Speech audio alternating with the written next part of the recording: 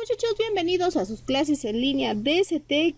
En esta ocasión vamos a iniciar con nuestra lección número 1 de la asignatura de Geografía, el cual va a consistir, vamos a estar hablando sobre extensiones territoriales, continentes, división política, también sobre cultura, un poquito de cultura que divide a cada uno de los países o que caracterizan más bien a cada país. Y obviamente nos vamos a enfocar también un poquito en la parte de México, ya que es nuestro país y necesitamos pues también entender esta parte geográfica, lo que implica, porque no nada más son extensiones territoriales o cultura, también interviene un poco economía y alguno que otro acontecimiento que cambió la historia sobre este país o el modo de cómo vivimos ahora, pues sí, en nuestro país, ¿no? Y bueno, para dar inicio a esta asignatura, vamos a conocer los conceptos básicos de geografía, vamos a conocerlos por medio de líneas divisorias y vamos a identificar cómo se divide el mundo a partir de estas líneas divisorias. Bien, vamos a dar inicio entonces con nuestra clase número 1. Vamos a empezar a definir lo que es geografía.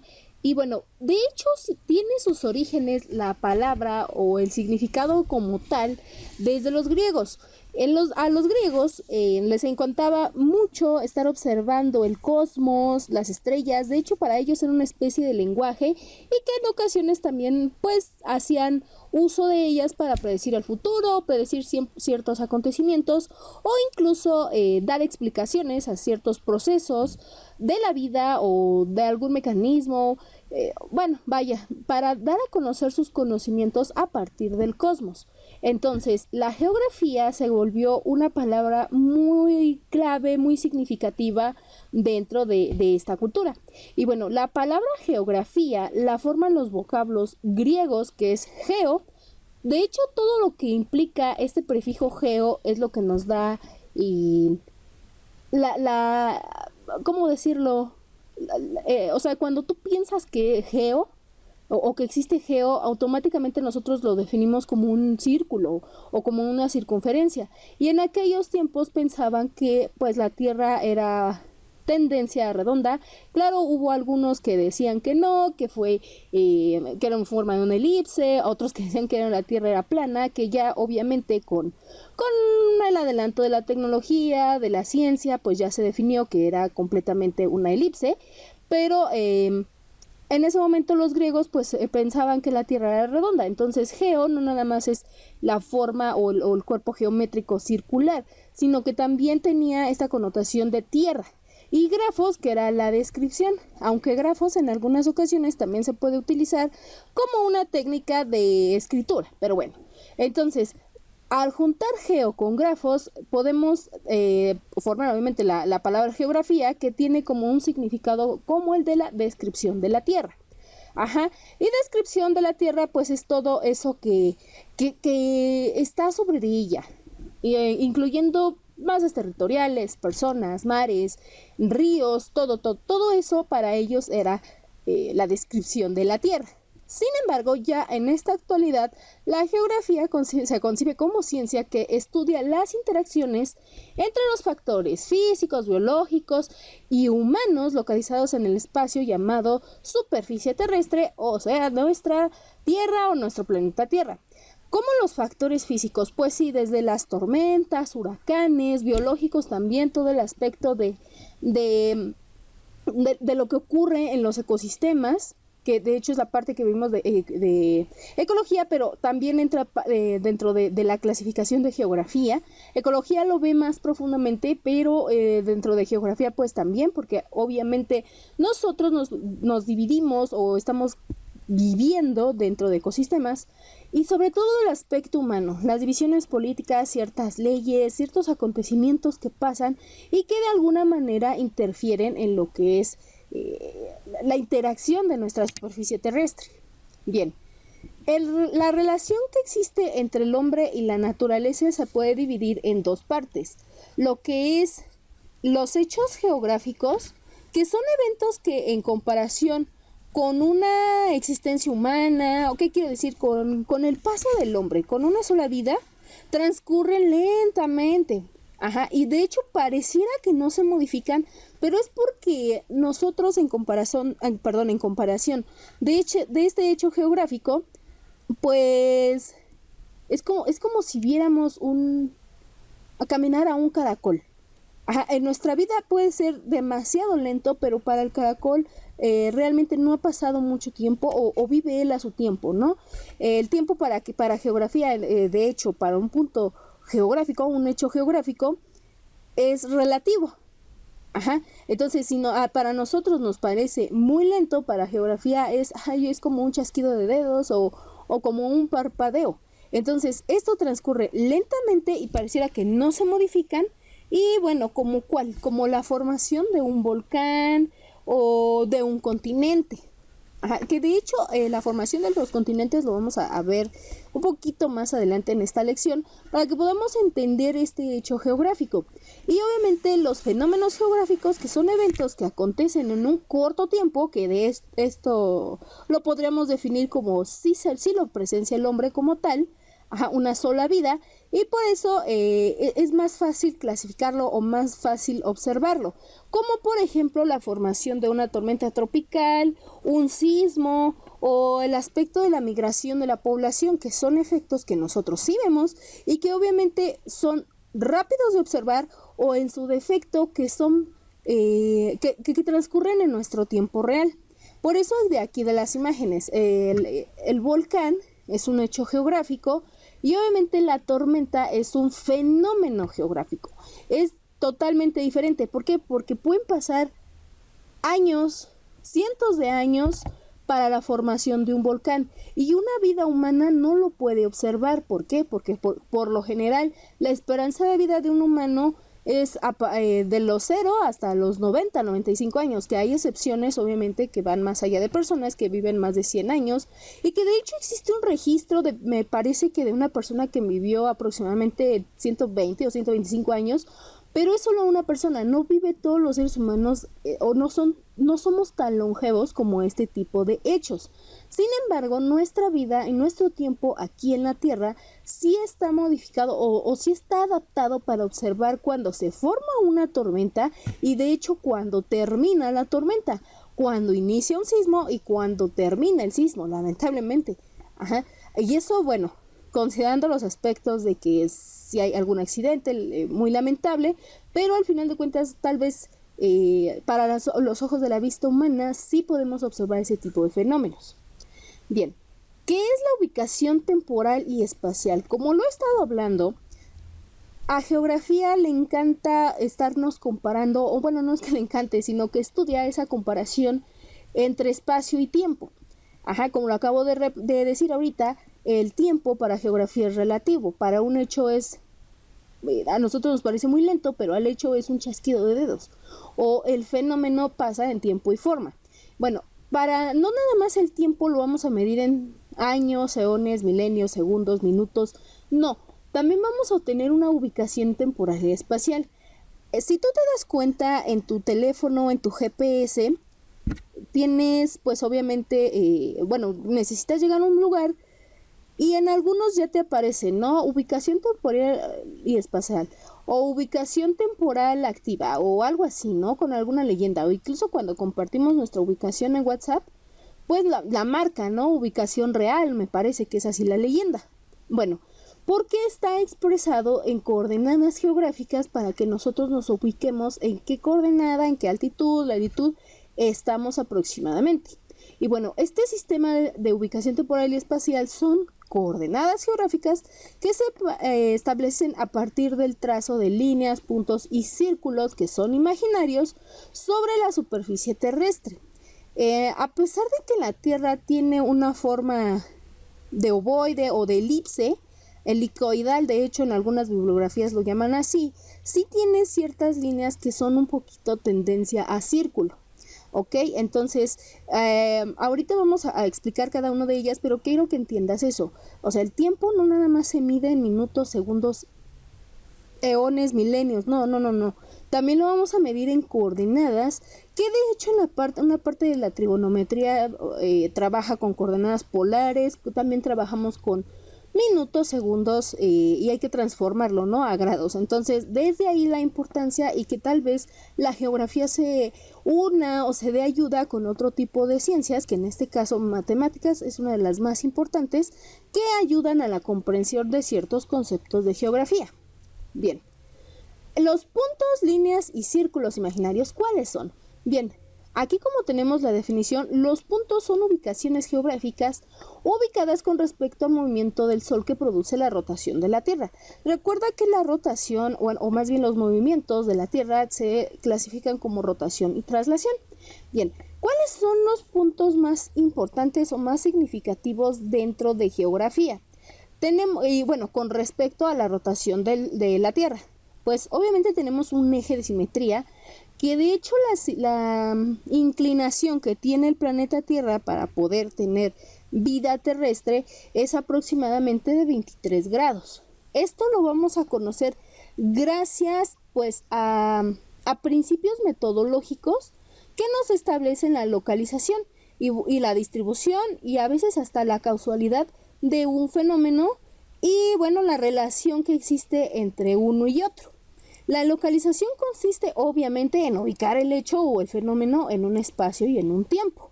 La distribución va a ser la extensión del hecho y el fenómeno. La causalidad va a ser averiguar qué causas originan cierto hecho o fenómeno. Y la relación es cómo afecta a los eventos o a un proceso geográfico o cómo va a evolucionar con respecto a otro. Entonces, estos puntos o esta parte que te digo de los grados, pues sí, nos va a dar esta explicación de los puntos. En este caso, para que me entiendas un poco, los puntos van a estar dependiendo de esa rotación, como ya aquí dice, pero no solamente de la rotación, sino también de la importancia que tienen sobre algún acontecimiento geográfico. Entonces, los puntos más representativos pues son obviamente el polo norte, nuestra órbita terrestre, porque también la órbita terrestre, a pesar de que esté que esté en el espacio o que nosotros nos refiramos al espacio, pues no existiría el planeta Tierra si no tenemos esa órbita. Porque esa órbita, te recuerdo que es una línea un poquito, no un poquito imaginaria, es una línea imaginaria que nos hace referencia en cómo se va a estar moviendo el Sol de la Tierra a través del Sol. También otro punto que tenemos que tener muy en cuenta es el ecuador. De hecho, es uno de los puntos más importantes que debemos de tener en cuenta. Sé que es una línea, pero también es un punto de referencia. Y bueno, obviamente también tenemos al polo sur, que nos va a definir pues la parte más fría, ¿no?, de lo que es el planeta Tierra. Muy independiente de las características que nosotros encontremos en estos puntos de referencia, es lo que vamos a estar investigando. Por ejemplo, tal vez a un investigador le guste o te esté interesado en investigar cierta parte de Rusia, entonces se va a ayudar a ubicar en el polo norte. O si va a investigar ciertas características de la Patagonia, entonces se va a ubicar dentro del polo sur. Bien, esos son los llamados puntos. Las líneas o círculos que también cuenta el planeta Tierra, pues son los paralelos y meridianos. Y bueno, los paralelos son círculos imaginarios y paralelos, obviamente. Una línea paralela es que están junto a la otra o junto a otra, pero nunca van a llegar a chocar. Y bueno, que atraviesan en forma perpendicular al eje terrestre. Ahí sí van a ser perpendiculares, o sea, ahí sí van a chocar sobre lo que dice en esta imagen el eje polar, que es el eje terrestre. Y bueno, el paralelo más importante es el ecuador, que divide a la Tierra en hemisferio norte y en hemisferio sur. Sin embargo, también contamos con otros paralelos que también son importantes dependiendo su ubicación. Por ejemplo, tenemos al círculo polar ártico, los paralelos que forman parte de la parte norte de lo que es el ecuador. Y tenemos también por decirlo, toda la parte sur, que es el círculo polar antártico. En el polar ártico, que es al norte, vamos a encontrar una línea muy importante o uno de los círculos más importantes, que es el trópico de Cáncer, y para el sur del Ecuador, es al trópico de Capricornio. Entonces, esas líneas o esos paralelos son los más importantes. El círculo polar ártico, el trópico de Cáncer, el Ecuador, el trópico de Capricornio y el círculo polar antártico. Bien, esas son las partes de cómo podemos nosotros dividir a nuestro gran planeta Tierra, porque de no dividirlo así, pues nos costaría un poquito de trabajo estarnos ubicando o tener incluso un uso horario, que eso es lo que ahorita te voy a explicar. Bien, en cuanto a los meridianos, que son líneas imaginarias que recorren la superficie del planeta de un polo a otro. A diferencia del eje terrestre, pero que son atravesadas por medio del centro. A diferencia de los paralelos, estas líneas pues son verticales, que de hecho es como una especie de naranjita, y que cada uno de los meridianos fuera un gajito de mandarina o de naranjita. Y de los más importantes, aquí no vamos a tener como tantos, ¿no? Ese es lo padre de la geografía. No te clasifica la información o no te satura de información, la va a clasificar de modo en que tú la puedes entender fácil y rápido. Si estamos hablando de paralelos, pues al menos tenemos 5 que son muy importantes. En este caso solamente vamos a tener uno como el más importante, o el más tomarlo como el de mejor referencia. Entonces, el de mayor referencia es obviamente el meridiano de Greenwich o el meridiano 0, que va a determinar cómo vamos a estar utilizando los usos horarios en cada región del planeta. ¿Qué quiere decir esto de los usos horarios? La diferencia de las horas que hay respecto a un país a otro.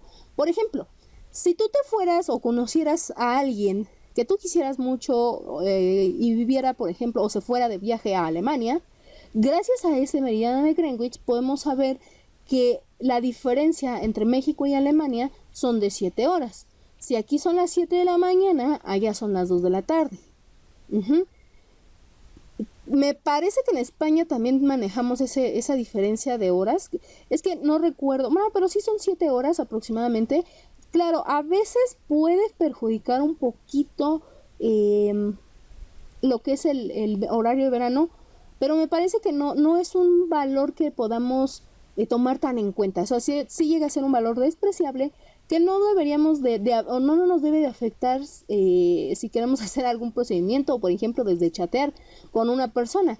Sin embargo, hay un punto en donde el tiempo se regresa, y de hecho durante este año hubo un vuelo en esta zona, me parece que fue en el sur del planeta, que viajó un avión hacia la parte de los meridianos oestes que podemos observar ahí. Y de hecho fue el 1 de enero. Ese avión salió el 1 de enero, me parece que en la tarde. Y bueno, cuando pues ahora sí que se viajó a la parte de los meridianos del oeste, regresó en el tiempo, y cuando llegó ahí era el 31 de diciembre. Entonces, esa parte tan curiosa que tenemos de los usos horarios nos permite estudiarla a partir de los meridianos, y en específico del meridiano de Greenwich. Bueno, no sé, espero que no haya no haya ninguna duda hasta aquí, porque vamos a empezar a observar cómo vamos a estar clasificando nuestro planeta Tierra, o bueno, cómo lo vamos a estar dividiendo. Gracias a los conceptos de latitud y de longitud, podemos definir ahora sí ya un sistema mucho más desarrollado de ubicación. Y como lo podemos ver ahí, la latitud es la distancia desde un punto cualquiera de la Tierra al Ecuador. Y la longitud es la distancia desde un punto cualquiera de la Tierra al meridiano 0. Por eso en algunas publicaciones, en algunos libros o incluso en nuestro Google Maps, observarás que en alguna parte de la aplicación o en alguna parte de la imagen vas a observar grados y hasta minutos, que es como ahí lo podemos observar. Por ejemplo, el círculo polar ártico, su longitud está ahí con respecto, su latitud está con respecto al Ecuador, porque es un círculo polar ártico, como lo habíamos dicho, son los paralelos. Entonces, al ser paralelo, debemos de utilizar el término de latitud, que está, por ejemplo, a 66 grados 5 minutos. Esa conversión de grados a minutos se ve en la parte de trigonometría para poder hacer esa parte de la conversión. Ajá. Y por ejemplo, el trópico de Capricornio, el trópico de Capricornio lo vamos a encontrar a 23 grados 5 minutos sur. Ajá, porque también tenemos que establecer si está a tantos grados, a tantos minutos sobre el norte o sobre el sur. O si estamos hablando de longitud, si está en 20, 40, 60 al oeste, o si está en 20, 30, 40 o 60 al este. Ajá, recuerda, entonces la latitud es paralela y va sobre el horizonte. Y la longitud, pues sí es paralela con respecto al meridiano cero o al meridiano de Greenwich, pero sobre la vertical. Ajá. La latitud parecen gajitos y la longitud pues parecen como rodajitas, para que vayamos entendiéndole, ¿vale? Bien. Eso es como situarnos en el espacio. De ahí nuestras aplicaciones de búsqueda, nuestros GPS, los chips que traen GPS o nuestro Google Maps, es el funcionamiento que tiene, de acuerdo a estos meridianos y de acuerdo a estas líneas imaginarias que rigen los usos horarios y las ubicaciones dentro de nuestro planeta Tierra. Bien, eso es en cuanto a tiempo y espacio. Ahora, en cuanto a masa territorial, pues sí, vamos a estarnos ubicando, que de hecho es mucho más sencillo, ¿no? De hecho, técnicamente, los que pueden utilizar mayormente el lenguaje de 60 grados, 50 minutos o 9 grados, 10 minutos, pues son pilotos o ese tipo de profesiones, ¿no? Que no voy a exentar alguna otra, porque sí se llega a visualizar, al menos en educación básica. Sin embargo, es mucho más sencillo establecer nuestra ubicación, por ejemplo, con una extensión de tierra, ¿no? O incluso hasta nosotros entre calles, porque, por ejemplo, si a ti te llaman alguien, ¿no? Y te quedas de ver en una cita con alguien y dices, oye, te veo en el parque a tales horas y este día, ¿no? Y ahí estás buscando. A pesar de que un parque pueda ser pues muy, muy grande, pues incluso hasta puedes decir, oye, te veo en el reloj, o como muy comúnmente aquí en el distrito, en la Ciudad de México o en el área metropolitana, siempre que vamos a ver a alguien en el metro, siempre la referencia es al reloj. Ahí no falla. Entonces, vamos a suponer que esas son nuestras coordenadas, pero hablando de extensión territorial. Pero a veces es difícil no imaginarte o no visualizar realmente nuestros niveles de organización. Y nuestros niveles de organización van a empezar por los continentes. Y un continente es una gran extensión de tierra mucho mayor a la que tiene un país, y que curiosamente los continentes se van a, ¿cómo decirlo?, a clasificar o van a tener, o se van a dividir más bien entre ellos mismos por medio de países. Y eso se le llama división política. Sin embargo, ese tipo de división política también la podemos, o más bien esta división que tienen los continentes también está muy orientada a la cultura, a los mares, a la extensión, a la latitud, a la longitud, a los trópicos, a los meridianos que podemos tener en todo nuestro planeta Tierra. Bien. Existen, de hecho, 6 continentes, pero hace millones de años, pues existió un solo continente, que fue el continente denominado como Pangea. Ajá, y se puede definir como un supercontinente formado por todos los demás. Y se cree que existió durante las eras paleozoica y mesozoica. Y de hecho ahí en la imagen podemos apreciarlo, ¿no? Cómo se fue rompiendo, o cómo estaba conformado, de hecho, la Pangea, que tenemos la parte de Norteamérica y Sudamérica, y que como que el corazón de la Pangea, o el centro, era África. Tenemos también el este de la Antártica, Australia, la India, y arriba tenemos lo que se conoce como el continente euroasiático. Si tú recordarás en tus clases de primaria, cuando te pedían, por lo general, alguna ilustración sobre historia, sobre todo en la época donde empezaron a colonizar ciertos imperios, pues nos pedían el mapa del continente euroasiático africano, por lo general, porque era un mapa que visualizaba al menos a 3 continentes.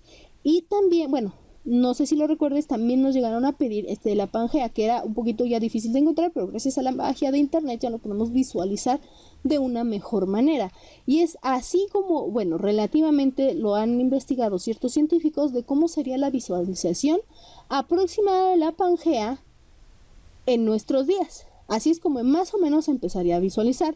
Ahora, por acción del movimiento de las placas tectónicas, de ciertos acontecimientos que de hecho aquí podemos observarlos, que durante el periodo Paleozoico la Pangea estaba unificada, era solamente una extensión territorial que, bueno, ahí vivía cierta vegetación, también vivía ciertos tipos de animales, y que obviamente por la acción de placas tectónicas, porque te recuerdo que durante esta era, esa actividad, como había mucha presencia de energía, pues empezaron a nacer precisamente ciertos volcanes y a haber ciertos hechos geográficos y también fenómenos geográficos como los sismos, como este choque de placas tectónicas.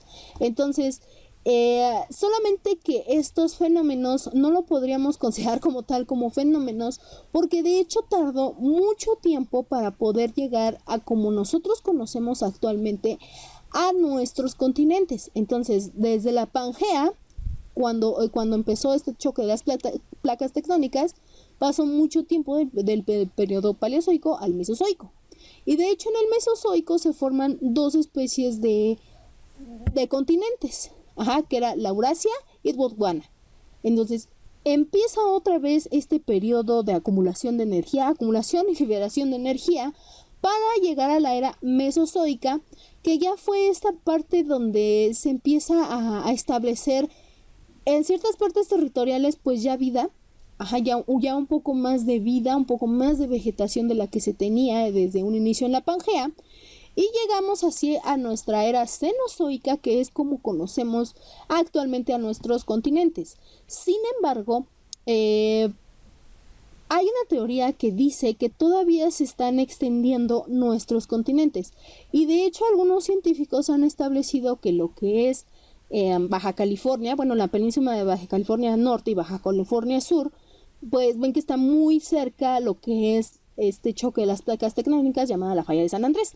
Entonces, debido a esos choques que puede tener o a estas interacciones que tiene la falla de San Andrés, llega un momento en que pues las penínsulas pueden llegar a desprenderse.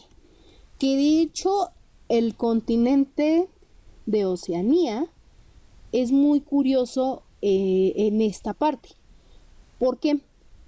Porque Oceanía es un continente que está conformado de hecho de islas, pero no siempre fueron islas. De hecho algunas de ellas estaban unidas y obviamente por estos choques de placas empezaron a separarse. Bueno, pero en un principio solo tenemos un solo continente y era la Pangea. De hecho, ¿cuántos continentes tenemos nosotros? 6. 6 continentes, aunque 5 son solamente habitables, que es América, Asia, Europa, África, Oceanía y obviamente la Antártica. La Antártica no es que no haya nadie, ningún ser humano habitándola. Sin embargo, no se considera un lugar para que pueda establecerse un país. Existen varios territorios que están conquistados de alguna manera o que están ocupados por ciertos países, pero realmente la única vegetación o la única forma de vida adaptable ahí pues son algunas bacterias y sobre todo los pingüinos. Y de hecho, vamos a observar cómo es técnicamente la división política, por decirlo así, porque todavía faltaría determinar los mares, determinar técnicamente los océanos, lo que llamamos aguas internacionales, pero eso son cuestiones ya un poco más políticas que iremos viendo a lo largo de nuestras clases. Pero hablando de extensión territorial, así es como nosotros podemos visualizar nuestro planeta Tierra. Tenemos lo que es la parte de América, y de hecho América y Asia son de los continentes más extensos que podemos tener. Europa y Oceanía es uno de los más pequeñitos, Y bueno, eso sin considerar la Antártida porque realmente no se ha explorado como tal, sabemos que es una masa de hielo, pero por las condiciones y la ubicación que tiene es difícil todavía explorarla. Lo único que sabemos son muy poquitas cosas, pero que a su vez, dependiendo de que si es hecho o fenómeno geográfico lo que nos ha permitido conocerla un poco más, pues a la vez la podemos considerar como todas esas investigaciones como grandes investigaciones. Y mira, aquí podemos nosotros observar una especie de planisferio o de mapa, por decirlo así, de cómo está un poco subdividida lo que es la Antártida. No quiere decir que ahí están, por ejemplo, viviendo personas o un país de Reino Unido, bueno, un estado, perdón, de Reino Unido, de Noruega, de Australia. No. No significa eso, sino que están dentro de este territorio porque están haciendo investigaciones, de qué vida, qué condiciones, qué bacterias existen ahí, porque algunos investigadores han propuesto y han de hecho algunos verificado que con las investigaciones que han hecho ahí se ha comprobado ciertos hechos o ciertos acontecimientos de lo que fue nuestra vida pasada, bueno, lo que fue los habitantes o cierto tipo de condiciones a las que estaban acostumbrados nuestros antepasados. Y de hecho podemos ahí observar lo que son la parte de los meridianos, de cómo los están ubicando. Por ejemplo, tenemos parte de Reino Unido, de Argentina y Chile, que curiosamente Argentina y Chile comparten una extensión territorial muy pequeña, al ser dos países en comparación de todos los demás. Y esto lo podemos relacionar con, pues sí, con el aspecto económico, porque tal vez no tengan los recursos para mantener ciertas investigaciones o ciertas estancias ahí, a pesar de que obviamente tanto la Patagonia argentina y la Patagonia chilena son los territorios más cercanos a lo que es la Antártida. De hecho, ya como tal, la Patagonia se dice que es el fin del mundo, porque como son esa parte del mundo, esa parte de territorio es la que queda más cercana a la Antártida, pues es la que está más al sur y es donde técnicamente o literalmente termina la Tierra. De hecho, hablando un poquito aquí de ecoturismo o de turismo, como lo quieras tú ver, existen planes donde, pues sí, o sea, una agencia de viajes te lleva a partir de la Patagonia a conocer a la Antártida, obviamente con ciertas condiciones, no es muy poblado o no se establece como un viaje para muchos, este tipo de viajes, te tienes que preparar casi un año para poder viajar, ya que la Antártida es un territorio técnicamente helado, es mucho más frío que Rusia, y Rusia ha registrado temperaturas de menos 20 grados, entonces imagínate. Tenemos también lo que es el aspecto de Noruega y Australia. Irónicamente, Australia es un país medianamente tropical, pero está abarcando demasiada extensión territorial con respecto a la Antártida. Y Nueva Zelanda no se diga, lo que de hecho entre Noruega, Australia y Nueva Zelanda abarcan casi un 80% de la extensión territorial de lo que es la Antártida. Y Francia es el país pues que no tiene como tanto auge ahí, ¿no? Sin embargo, no quiere decir que no existan, por ejemplo, que Estados Unidos no esté tratando no de colonizar, volvemos a lo mismo, sino de poner algún sistema, algún proceso que esté interesado sobre la Antártida. Y de hecho es un territorio muy controversial. Lejos de investigar la vida como cualquier científico puede interesarle o interesar ciertas condiciones para poder pues verificar ciertos procesos de la vida diaria, también existe la parte de por ejemplo, los que están muy interesados en el fenómeno ovni o en los mitos de, por ejemplo, la Atlantis y todo esto, y que dicen que está muy relacionado con la Antártida. De hecho, hay algunas personas que catalogan a la Antártida como el único territorio, de alguna manera, por decirlo así, mágico, y que pasan ciertos procesos, ciertas cosas sobrenaturales. Algunos establecen que incluso ahí es donde habitan o donde se tiene un mejor contacto con el fenómeno ovni, a pesar de bueno, lo comparan mucho con lo que es el Área 51, y de hecho que dicen que aquí, ¿no? Que aquí incluso han encontrado hasta naves espaciales. Eso ya depende de la creencia de cada quien. Al final cada quien puede creer lo que, bueno, no por decirlo así lo que se te antoje, pero lo que puede ser creíble para ti, como lo vimos en el aspecto de, pues, de ciencias, bueno, lo veremos de hecho en el aspecto de ciencias naturales, que los métodos pues difieren, ¿no? Cada quien puede creer en lo que quiera creer. Sin embargo, este continente o esta extensión territorial de la Tierra ha sido pues motivo de controversia. De hecho, también aquí me parece que también es un territorio que puede ser apto para realizar pruebas nucleares, ya que pues técnicamente pues ciertos gobiernos dicen pues como no hay humanos como tal, pues no pasa nada. O también que ha sido prueba o objeto de mira para lanzamientos hacia el espacio, por las condiciones, supongo que por alguna diferencia de presión o incluso hasta de la gravedad, porque de hecho recuerda que la gravedad allí no es igual para todos los territorios del mundo. Tampoco es así como que haya muchas diferencias de gravedad, porque te recuerdo que en Canadá hay un pequeño punto donde la gravedad es diferente y que también establecen que a lo mejor también aquí, que por eso se presta para cierto tipo de investigaciones.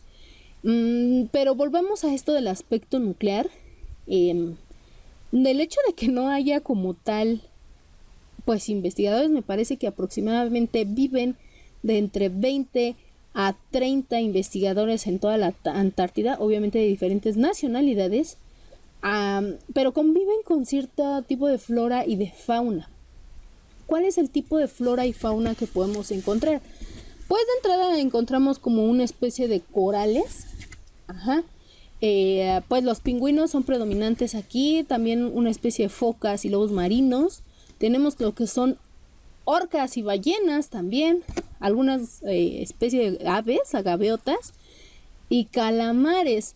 De hecho, en la Antártida hay también mitos, ¿no? Porque como te lo dije al principio del video, en la parte de esta lección, cada uno de los continentes, aparte de diferenciarse de una división política, que es esto de los países, también cada uno se diferencia por las culturas.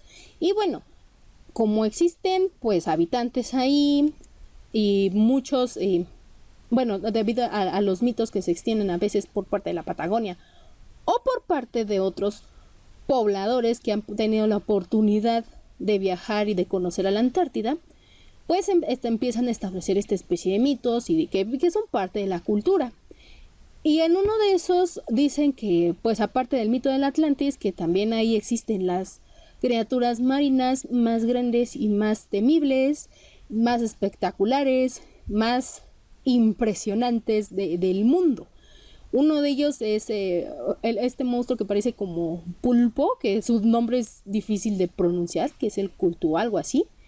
El kraken y bueno, infinidad de criaturas marinas. También están el leviatán y todo esto, ¿no? Que se pareciera sacado de un libro, de una obra del infierno de Dante o de Lovecraft, pero que están ahí, ¿no? Y que al final de cuentas, sean ciertas o no, son características que también brindan a un continente. En la próxima clase vamos a estar hablando un poquito más profundo sobre extensiones territoriales, obviamente de los otros 5 continentes, y por qué no también alguna parte de la cultura que caracteriza a cierto continente.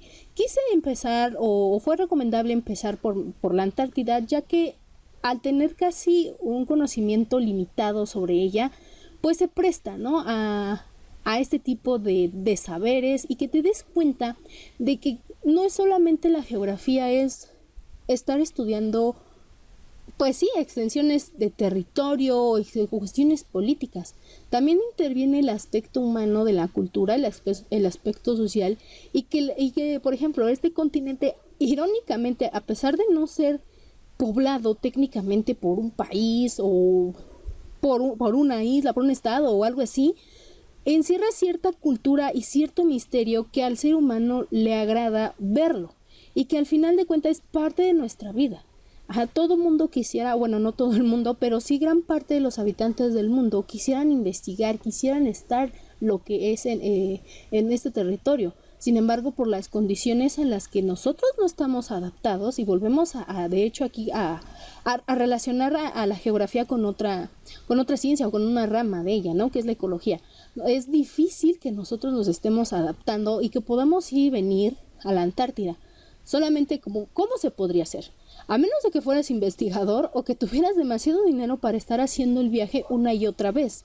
Pero como te lo repito, la agencia de viajes y obviamente todo lo que es la parte de la Patagonia, que es más cercana a este territorio, pues recomiendan que, pues sí, ¿no? Guardes cierta distancia y si le vas a visitar, si tienes las posibilidades y sobre todo la voluntad, porque de verdad es una extensión con un terrible frío, pues te tienes que preparar tanto física como mentalmente, porque técnicamente no hay nada. No hay nada, entonces así como que pues sí llega el sentimiento de misterio y hasta de miedo, de suspenso, de qué me va a pasar. Y combinado con las pequeñas teorías o los pequeños mitos que guarda este continente tan interesante, pues peor tantito, ¿no? Entonces, esto es lo que conocemos como nuestro planeta Tierra. Obviamente es un diseño lineal. Podemos observar que de hecho la parte de los polos es donde hay presencia de hielo, sin embargo la Antártida pues es donde se encuentra un poquito más esta predominancia de las temperaturas tan gélidas.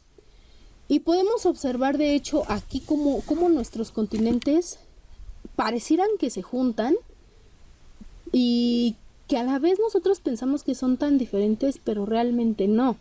Mira, la parte de América es uno de los continentes que creo yo está más abastecido de vegetación en comparación, por ejemplo, con África, que es técnicamente la tierra de los desiertos, o incluso que en Australia, porque en Australia de hecho tiene su peculiaridad, en Australia, porque Australia es esa extensión que vemos por acá, amarillenta, y es porque hay mucho, pues, desierto, pero lo que es Oceanía abarca varias islas.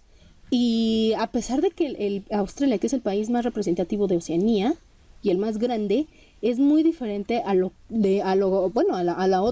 contraparte, ¿no? De países que están dentro del mismo continente.